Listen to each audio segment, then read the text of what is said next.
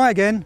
Well, this video is the first in a sequence of videos which I'm going to be shooting on location with the lovely Pippa here. And this is the first location, which is just a local park, a waterside park. There's a lake nearby. And the next location will probably be a little bit more urban. But we'll start off here. We're lucky and we've got a beautiful warm sunny day in April in the UK, which is unheard of. But the sunshine can bring its own problems, especially when it comes to lighting. You know, you don't want your subject facing the sun with hard shadows, shiny bits on their cheeks and foreheads.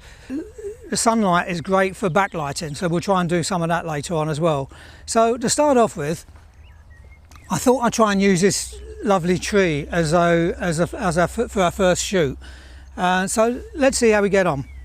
Okay, for our first session I wanted to use the branches of this tree. Now typically your subject would be looking out into the light for this type of shoot, as the branches give you a kind of top shade. But what I want to try and do now is to turn the image into a kind of alpine skiing sort of winter look, and to do that I'm going to overexpose the image, because if I just use aperture priority straight away, normal exposure, Pippa's going to be too dark. So what I'm going to do is increase the exposure by probably 2, maybe 3 stops to try and give us that clean white alpine type of look. So let's see how I get on. That's it, go back 1 step to the right and then go back. That's it there, perfect. Great. Yeah, I didn't want this dappled sunlight coming in onto Pippa's t-shirt. Yeah, these are looking great.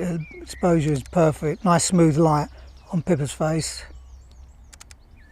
Yeah, I like these. You can see the effect I was going for. In fact, I used a 2.5 stop increase in exposure. Notice the shutter speed compared to the first shot, and that gave me a nice bright image with a mostly blown out background.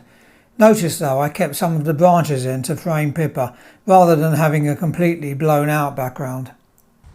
Okay, so now I want to use the branches of the trees to provide your typical kind of top shade with Pippa looking out into the light.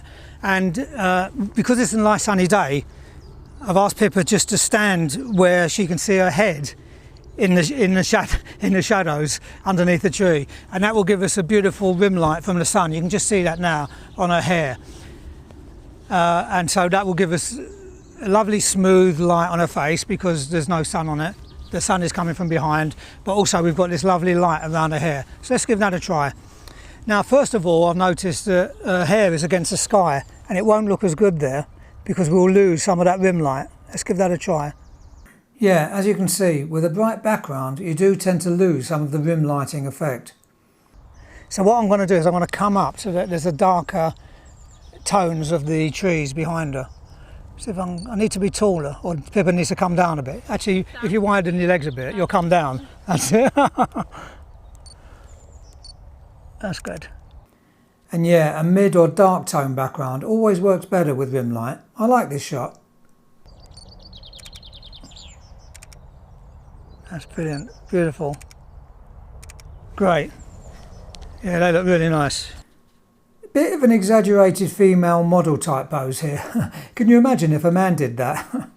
But I like it. The light looks great coming through her hair.